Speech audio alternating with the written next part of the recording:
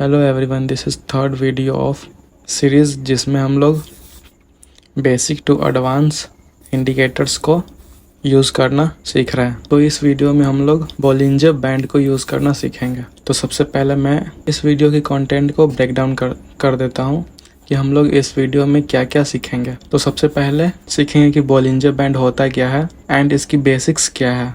Then second thing is कि हम लोग ये सीखेंगे कि बोलिंजर बैंड को यूज़ करके हम लोग कैसे अप ट्रेंड या डाउन ट्रेंड या फिर साइडवेज मार्केट को आइडेंटिफाई कर सकते हैं। And third thing will learn how to take trade using Bollinger band. तो सबसे पहले जानते हैं कि बोलिंजर बैंड है क्या। बोलिंजर बैंड ट्रेडिंग में मोस्ट पॉपुलर इंडिकेटर है एंड इस इंडिकेटर को सीखने का डिमांड ट्रेडिंग में बहुत ही ज्यादा है। या तो वो बिगिनर हो या फिर वो प्रोफेशनल हो, उसे बोलिंजर बैंड यूज करना आना चाहिए। या फिर ऐसा भी कह सकते हैं या कि वो बोलिंजर बैंड को यूज करना सीखना चाहता है। तो हम लोग इसकी बेसिक्स जानते हैं। तो जैसा कि आप लोग देख सकते हैं कि बोलिंजर बैंड में 3 लाइंस होती है या फिर इसे आप बैंड भी कह सकते हैं। 1 मिडल बैंड होती है एंड एक अपर बैंड होती है एंड एक लोअर बैंड होती है and that's it. Bollinger band में बस यही 3 बैंड्स होती है। एंड मोस्ट इम्पोर्टेंट थिंग कि आप बोलिंजर बैंड या तो इंडिविजुअली यूज कर सकते हो या फिर किसी और इंडिकेटर्स या फिर प्राइस एक्शन के साथ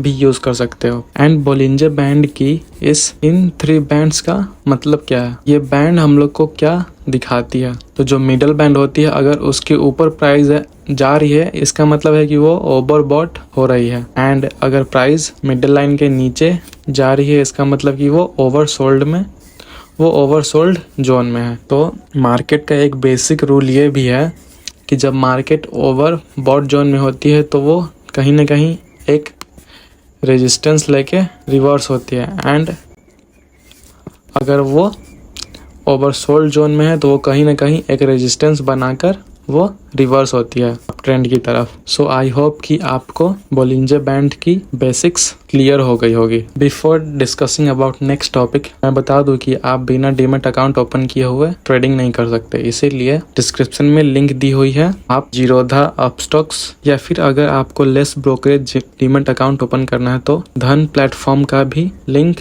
दी हुई है। आप वहां से आप जिसमें चाहो उसमें डीमैट अकाउंट ओपन कर सकते हो एंड ये सारी डिस्काउंट ब्रोकर है, इसीलिए आपको अकाउंट ओपनिंग चार्जेस भी नहीं लगेंगे। So now come to our topic, जो है कि हम बोलिंजर बैंड को यूज करके मार्केट के ट्रेंड को कैसे आइडेंटिफाई कर सकते हैं। तो बोलिंजर बैंड यूज करके मार्केट के ट्रेंड को आइडेंटिफाई करना बहुत सिंपल है। जब ये 3 बोलिंजर बैंड्स की लाइन बिल्कुल नैरो डाउन हो जाएगी या फिर कॉन्ट्रैक्ट हो जाएगी, इसका मतलब कि मार्केट साइडवेज हो गई है।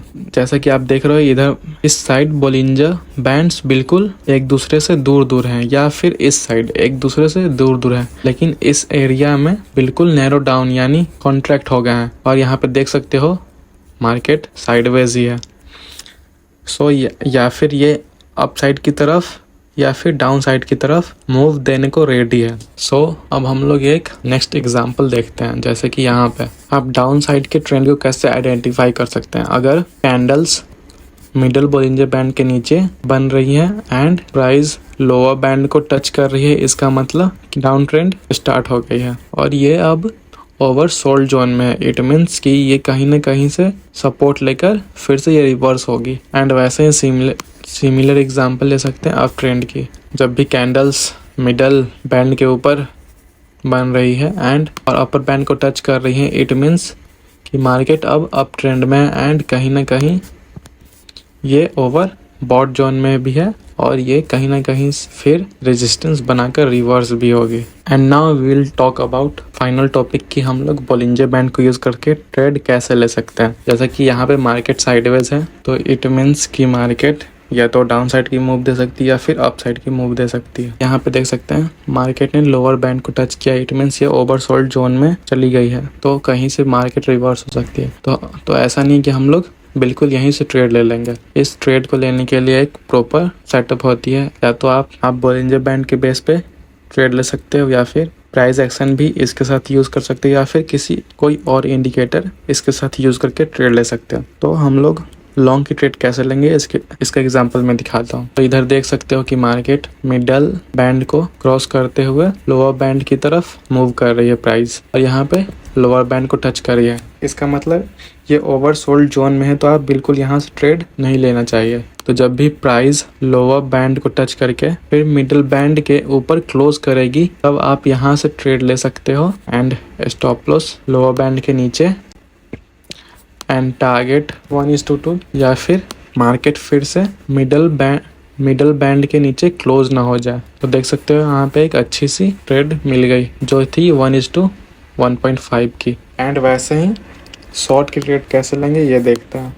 तो यहाँ पे देखो मार्केट ओवरबॉट जोन में थी एंड मार्केट ने फिर मिडल बैंड के नीचे क्लोजिंग दी इधर यहाँ पे, क्योंकि हाँ यहाँ पे ओवरसोल्ड जोन में थी तो डायरेक्ट यहाँ से ट्रेड नहीं ले सकती, इसीलिए हम लोग वेट करेंगे मिडल बैंड के नीचे क्लोज करने की। यहाँ पे क्लोज हो गई तो यहाँ से एक शॉर्ट की ट्रेड ले सकते हैं and stop loss lower band के ऊपर और टारगेट 1:2, या फिर जब तक मार्केट इस मिडल बैंड के ऊपर ना क्लोज ना हो जाए। यहाँ तो मार्केट यहाँ 330 हो गई थी, इसीलिए मार्केट यहाँ पे क्लोज हो गई। तो यहाँ भी एक अच्छी ट्रेड मिल गई, ये भी 1:1.5 की है। एंड ये देखो यहाँ पे एक चीज़ मैं बता रहा हूँ, जैसे कि यहाँ पे भी तो मार्केट मिडल बैंड के नीचे क्लोज किया, तो यहाँ से ट्रेड क्यों नहीं ले सकते?